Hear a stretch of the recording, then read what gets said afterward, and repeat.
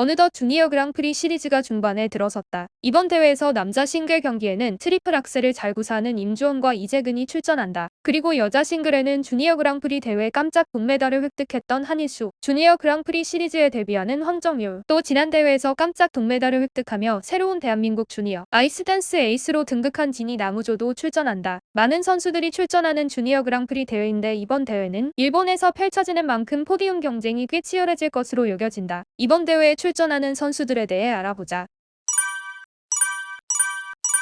이번 주니어 그랑프리 선발전에 출전하였던 그는 총점 195점으로 4위를 기록하며 주니어 그랑프리 출전권 한 장을 기록했다. 2021년 첫 출전했던 그랑프리 선발전부터 22, 23, 23, 24 시즌 연속 주니어 그랑프리 출전권 한 장을 획득했다. 그는 다른 컨비네이션 점프나 단독 점프가 다소 매끄럽지 않았으나 비점프 요소에서 만회를 하며 프로그램 완성도를 올렸다. 또한 트리플 악셀을 장착하여 두 번의 점프를 깔끔하게 랜딩했다. 그가 획득한 출전권 한 장은 다소 슬픈 사연이 있는데 김연겸 선수가 세계선수권 대회 선전으로 주니어 그랑프리 티켓을 예상보다 많이 획득했다. 그러나 빙상연맹이 출전권을 더 끌고 오지 않아 그는 사상 첫 그랑프리 두 대회 출전도 할 수 있었으나 행정 문제로 안타깝게 출전권 한 장밖에 획득하지 못했다. 너무나도 아쉽지만 3년 연속 주니어 그랑프리 대회 출전하게 된 것으로 의미를 두면 좋을 것 같다.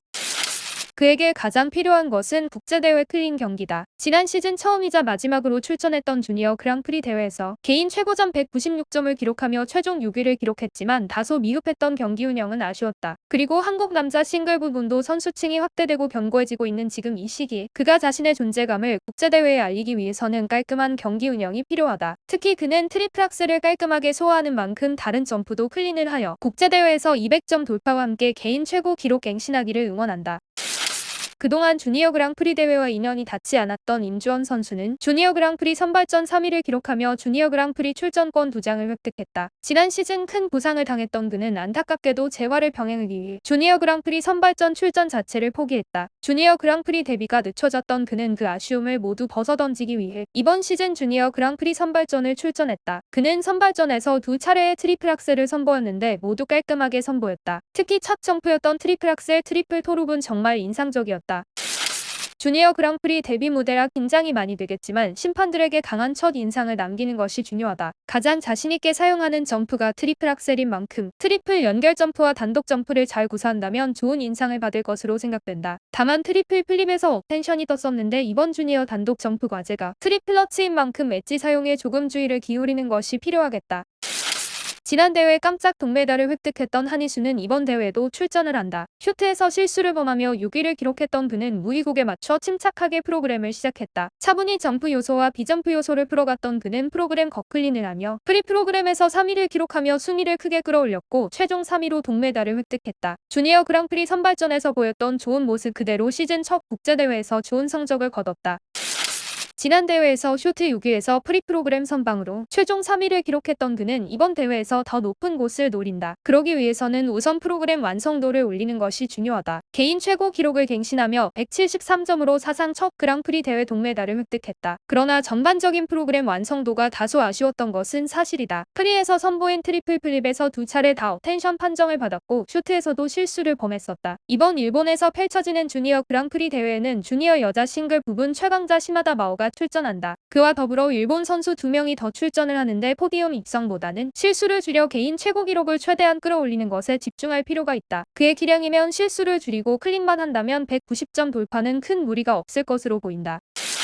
이번 주니어 그랑프리 선발전에서 쇼트 9위, 프리 7위로 최종 7위를 기록한 황정율은 그랑프리 출전권 한 장을 획득했고 이번 주니어 그랑프리 대회를 통해 국제대회 데뷔를 한다.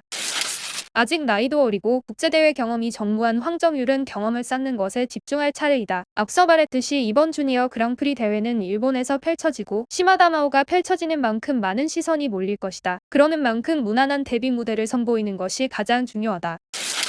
지난 주니어 그랑프리 1차 대회 주인공인 진이 나무팀이다. 해나 예컨이 시니어로 넘어간 뒤 남은 자리를 대신한다는 부담감이 있었을 것이다. 성장해 나가고 있는 팀이기에 당장 눈앞의 성적보다는 조금씩 호흡을 맞추며 더 넓게 보는 것이 중요하다고 생각했다. 그런데 엄청난 일을 해냈다. 쇼트에서 깜짝 3위를 기록했던 진이 나무팀은 프리에서 트위즐, 스텝에서 레벨 4를 받았다. 지난 시즌에 비해 안무나 동작의 정확도가 확실히 올라갔다. 이번 선발전에서 기술을 놓치는 부분도 나왔는데 얼마 안 되는 시간인데 완성도를 높인 노력이 보여서 감동이었다.